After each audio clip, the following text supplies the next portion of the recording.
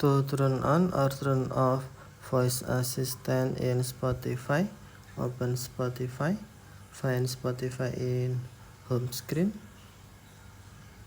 and then tap it. Next, tap settings icon, select Voice Assistant and apps,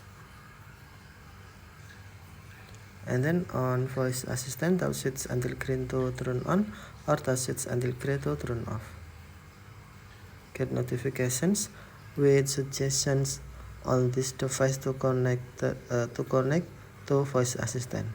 Tap switch until green to turn on or tap switch until gray to turn off. Okay, thank you for watching. Have a nice day.